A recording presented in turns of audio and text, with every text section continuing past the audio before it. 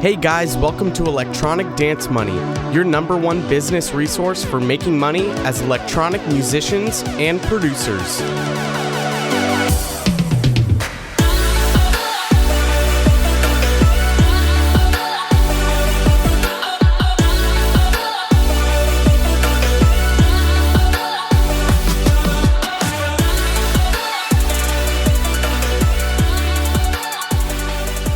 Hey everyone, welcome back again to a new episode of Electronic Dance Money.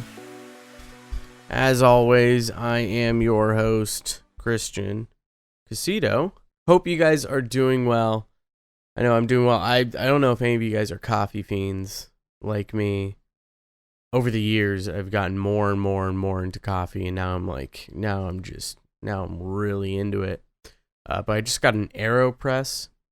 Amazing. If you guys just brew coffee in a coffee pot, you're missing out on some amazing AeroPress action. The AeroPress just makes coffee so much more delicious, so much stronger. You get rid of that bitter, acidic taste, and you just taste the flavor so much more. Highly recommend an AeroPress. So I've been on this AeroPress binge. I just ordered some new coffee beans too that I'm going to roast myself from Colombia, which is, I'm so excited. Can't wait. I'm sure most of you are looking at the title and going, well, what the hell is this about? And yes, it is true, believe it or not. We, as producers, can learn a thing about McDonald's and their business model. I think everyone can learn a thing or two about McDonald's and their business model. If you don't really know the story of McDonald's, in 1952, Ray Kroc, who basically purchased McDonald's from the owners, he used to be a milkshake machine salesman. And so he went into McDonald's and he saw the process that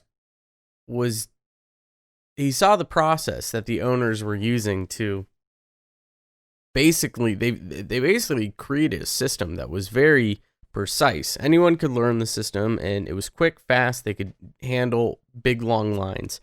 And Ray Kroc saw this and was inspired by it, and so much so that he eventually went back to the business owners and wanted to franchise out the business. And they agreed. And within 12 years, they had one of the fastest growing businesses in the entire world. And in less than 40 years, McDonald's was generating over $40 billion a year. Just within 40 years, from 1952 to 1992. That is unbelievable. And now the question you should be asking is, how did they get to that point? How did they go from this family-owned business in San Bernadino, California, to this massive worldwide international food chain? Ray Kroc came up with the business format franchise, which this is basically you create a franchise prototype. Now the idea of franchises have been around for a while. Like Coca-Cola has dealt with franchising. Same with Ford Motors. The idea of the franchise has been around for a while. But what McDonald's did was create a system for the franchise prototype for the average entrepreneur that can be utilized in any specific way. What he did was he created the prototype. So the prototype of what the franchise would be. Now, some of you might be asking, well, what is a franchise prototype exactly? Well, it's a model for a business. When you create a franchise prototype, it's the model for what the business is going to be. They've got very specific systems down to the T. Everything is like, there's a system for every single thing. And when these systems are created, you have this well-oiled machine that kind of works passively. It's just consistently working, and you can duplicate this process across the board anywhere at any time and teach anyone the entire process itself. And so what that does is people get the exact same experience when they go to that place. When you go to McDonald's, you know what to expect. Every single one of them looks the same. You know what's on the menu. You know how it's going to be prepared. You know what the bathrooms are going to be like. You know what it's going to be like to stand in line. You know what it's going to be like to get drinks. You know what drinks are there. You know what it's like going through the drive-thru. So everything has a specific system, and with that, you know what to expect when you go there. When you go to Chick-fil-A, you know what kind of chicken sandwich you're going to get. When you go to Popeyes, you know what kind of fried chicken you're going to get. Same with KFC. And these are duplicated in specific ways so they can be ran the exact same everywhere else. And Ray Kroc is the one, he's the founding father of this prototype, of this way of doing business. And it was so successful that thousands of other entrepreneurs took up this process and started creating their own franchise prototypes for their business model. And eventually they were able to duplicate their business and grow it as a franchise and make tons of money. So what does this have to do with being music producers? How can the franchise prototype be implemented as producers? Well, it's pretty simple. Obviously, you're not a food chain. You're not a retail store. You're a musician. That doesn't mean that you can't create this model, this quote-unquote model that could be duplicated. Because here's the thing, when you're thinking about your business model, and I'm taking this into account as a producer, you know, producing a track, that's creating, let's say that's cooking the food. When you get inspired by another track and you want to write a track in a specific genre, that could be the ordering of the food. So you've ordered your food, you decided you wanted to maybe make a future-based track. Now you have to cook the food. Cooking the food is producing the track. Wrapping the food up is mixing it and handing it off to the customers, mastering and releasing. Okay, so we have this idea of what this looks like. So now, how do we create a business model or a system for each one of these processes? The ordering of the food. How do you get inspired? Where does your creativity come from? How do you create a system where you know you're going to be inspired by something? That could be working out while you're listening to music. It could be walking. It could be going for a run. It could be playing video games. Who knows? It's going to be different for everyone, but you have to figure out what is it that triggers that creativity. You could be like me, where it's a lot of not producing at all. I don't produce regularly. But what happens is occasionally I'm like, ooh, I really want to write a track. This burst of creativity just pops into my mind. I have this itch. You guys have heard me talk about it before. I have this itch. I have to scratch it. I go in, produce a track, boom, write the best thing I've ever written. There's not a good way for me to duplicate that other than waiting. And that's my system in place for that. But I'm okay with that because I don't want to be a full-time touring artist or producer. I don't really care for that. So I don't need to create this really great system where I'm consistently getting creativity and being inspired. But some of you do get inspired more often. You want to be full-time producers, so you have to figure out a system in which you are getting creative and inspired when you need to be. Okay, so let's say we've created that system. Now you have to create a system for the actual production, the actual cooking of the food. McDonald's has this stuff down by the T. I mean, I think McDonald's doesn't let their fries sit in the warmer for more than 7 minutes. Now, I will attest that I'm sure most of you have had old fries from McDonald's, and you know they've been sitting in that warmer longer, and you're not going to have perfection. You know, you're going to have bad businesses. You're going to have people running bad McDonald's, and that happens. And, you know, if you complain, I don't know if you've ever complained to McDonald's, but if you have, they do give you like free coupons and stuff. They resolve that issue because the customer matters to them. But the point is they have these systems just perfect. There's a specific way that the food is cooked. There's a specific way the Big Mac is prepared. There's a specific way that the quarter pounder is prepared. There's a specific way that the bathrooms are cleaned. There's a specific way that they take your order because they've tested these systems in their prototype business. They've tested multiple ways of doing things. They've found what is more efficient, what is the most efficient way of going about this. And then when they found out the results and what was the best way about cooking the fries and leaving them in the fryer or leaving them in the warmer, when they found the best method, then they were able to process that out. They were able to write that down and process it out to all of the other restaurants. Now, this doesn't mean that you're trying to duplicate yourself as a producer, but the point is this, what this develops is efficiency. You know what to expect when you're going into producing a track. You know what buttons you need to press, where you need to look, what you need to do, so you don't waste time, because time is one of the most valuable assets that we have. We're getting less and less of it by the second. As you're listening to this podcast, you have fewer time right now than when you hit play. So if you think about that, you need to be taking that into account when you're even producing. The more tracks you finish, the better they're going to get. The more tracks you promote, the better you're going to get at promoting. But in order to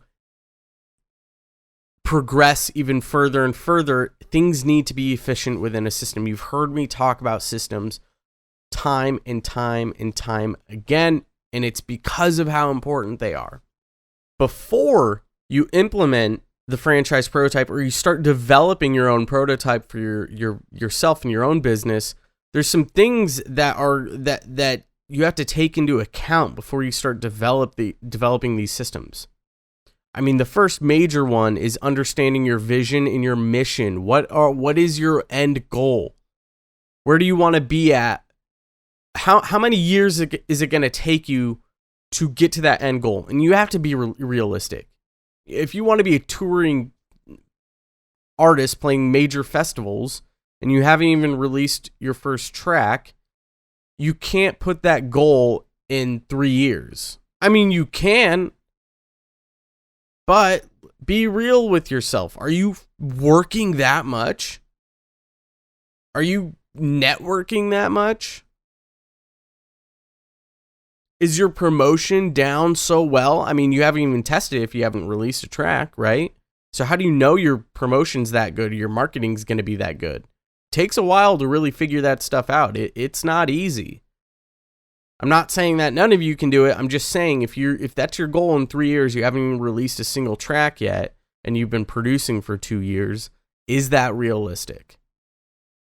Is that goal more well placed in 10 years? So you have to figure out what's your vision, what's your mission.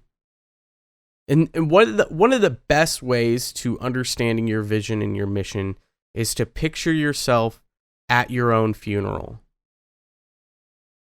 What are people saying about you? How many people are there? What do you want people to be saying about you at your funeral? How many people do you want there? With that in mind, you can start to backpedal to figure out what your goals should be. Maybe you want to be honored across social media by your fans and other people within the industry. Well, how do you get there then? What do you have to develop to get there? Now, once you have your vision and your mission down, then it's time to really take a step in the systems direction. Creating reliable systems for everything. Now, this goes into the thing that I've talked about many times, and the fact of working on your business rather than in it. This is the same with like working on your systems as a producer instead of just producing or just promoting or marketing. Write down every single step you take when you produce a track. Every single step. I open the DAW. I look for a kick sample. I look for a snail. Then I start writing the main lead. I look for a lead sound. I write the melody for it. I write the bass line. write down every single step. And this part's going to be very important. There's a reason why you write down these steps. You need to have this stuff written down.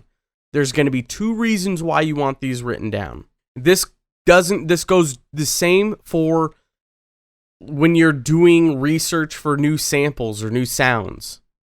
This is the same for when you're promoting a track, when you're searching for record labels. These all can be broken down into individual jobs. Now you have to write down what steps you take from point A to point B. How do you get from the beginning of the process to the end? Write down each step and then mark how much it costs you. So maybe it takes you 5 minutes to look for a lead. Well, how much does that cost for that 5 minutes? Is it 25 cents?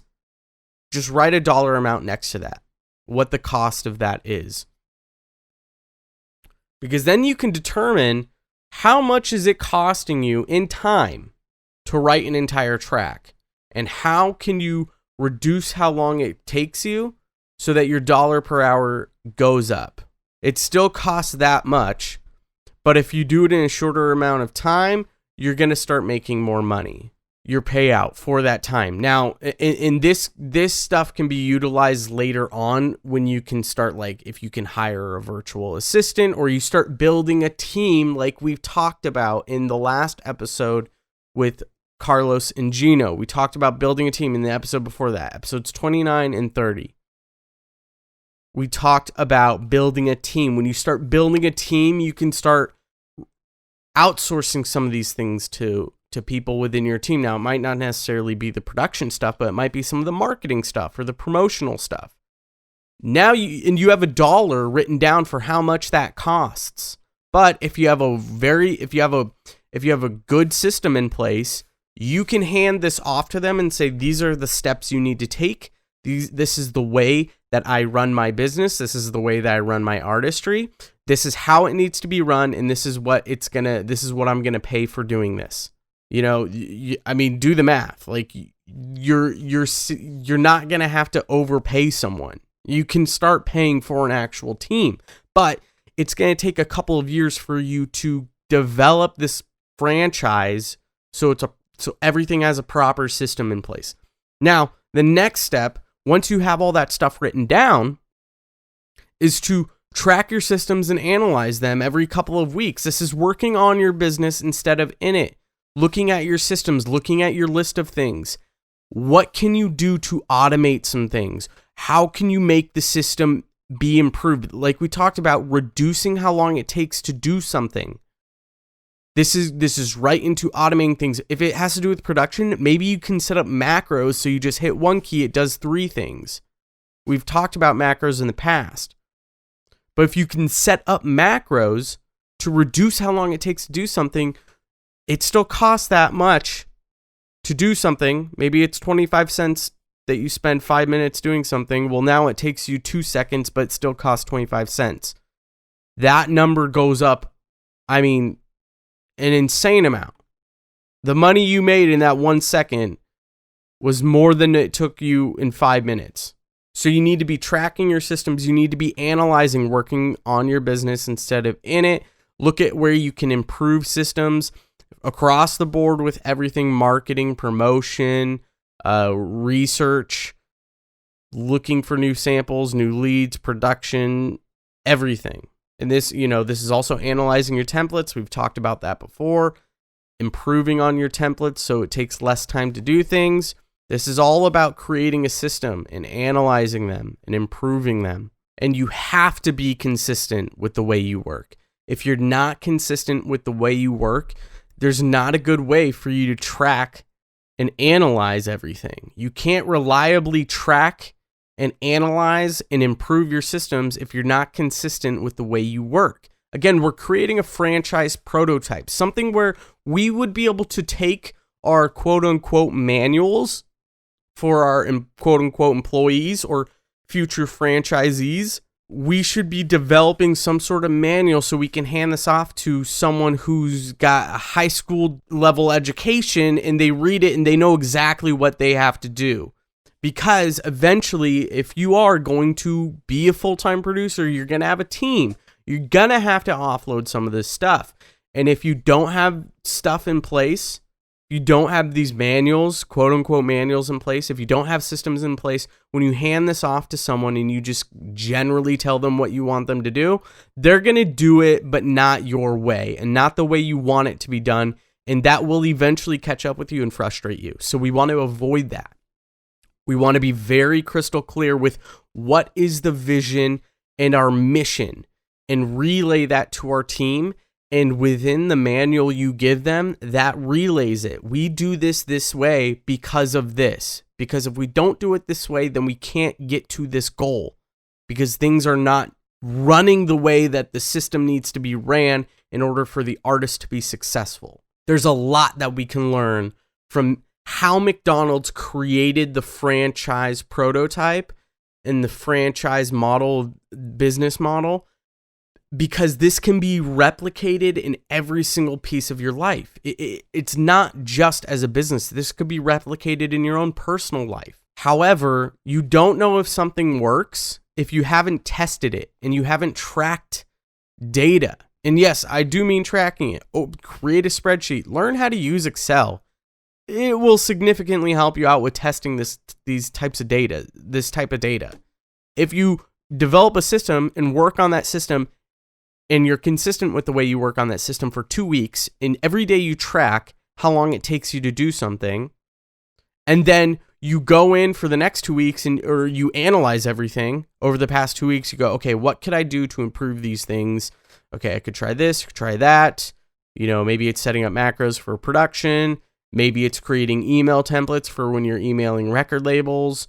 Or maybe even using templates for your email list. Maybe you have a specific email template that you use every single time, or maybe there's a specific way you would like to write your email, so you create a template so everything's already developed and you can kind of copy and paste information into that. Maybe that's what you do. Well, then track over the next 2 weeks after the changes you made. Has it reduced how long it's taking you to do something? If it has, that system's good. But again, you want to every once in a while come back and can you improve that even further?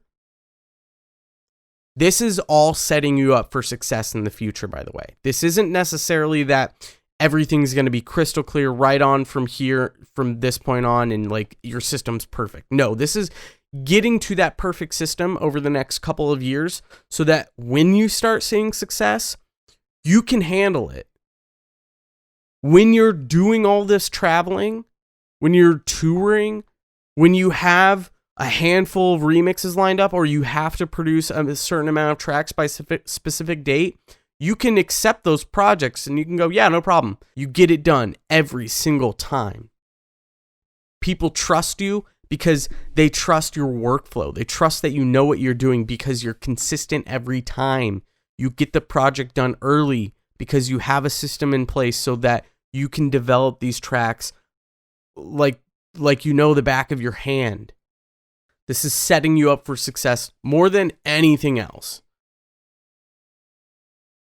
Now, one of the best things I recommend for some of you guys to check out for like if you're looking at ways to improve your systems and automate things is Zapier. Zapier's fucking great. I think I might have mentioned it before on the podcast, but you can automate so many things in that. I know like one of the automations I have in place is Zapier will text me every time I have a new quote request. So I can see if I have a new quote request come in rather than digging through emails or not knowing if an email actually went through for a quote request. And a few days have gone by and I do have a quote request, but I don't know it. And that has happened and that can cause issues. So I've developed a system. I've created an automation where I'll get a text so I know immediately when I have a quote request so I remember. It's a reminder for me to check, for me to answer that and send out new proposals for leads or clients. You can use Zapier in a bunch of different ways. Go look through it. It's free for the first 5 zaps you have. And then they have a paid version, which I think is like $20 or $25 a month for something like 25 zaps. But you can do a lot of stuff with Zapier. It allows you to connect other apps with each other that normally wouldn't be able to integrate. So it's really, really useful, really cool. Now, the book that is completely based on this episode that all of my inspiration came from is The E-Myth Revisited, Why Most Successful Businesses Don't Work and What to Do About It. I've mentioned this in the previous few episodes, I think. Read it. Get the book. Read it. There's a lot more information in it than I gave you kind of the rundown of what the book is all about, and it's about implementing the franchise prototype and how to go about that, but there's so much more detail in the book that I did not nail on that you will be glad you read. Could not recommend this book enough. This should be honestly like the very first book you read if you're starting out as a producer, because it's going to teach you about creating the template of your success. And if you can read it and you can think about how you can implement it with yourself as a producer, or maybe even as a business owner, if you are running your own studio or whatever it is you're doing, you're going to be miles ahead of everyone else. And if you're consistent with it and work on it, you will be thanking yourself. Highly, highly, highly recommend it. But that is it for today, guys. I hope you enjoyed this one. Fairly quick, but I think we nailed on some really good topics. I think I broke everything down for you guys in a good way where you can analyze what I mean and hopefully start working on this stuff. Don't take it for granted. Don't listen to this episode and go, that's interesting. Work on it. I think you'd be surprised at how much more successful you can be and how much more comfortable you can be and confident with what you're doing if you actually implement these kinds of tips and tricks. As always, head to facebook.com, join the Electronic Dance Money community. Head to Apple Podcasts, leave a review there. EnviousAudio.com/episode 31 is where the show notes will be with all the links. Thank you guys so much. I appreciate it. Have a good one, and I'll see you next time.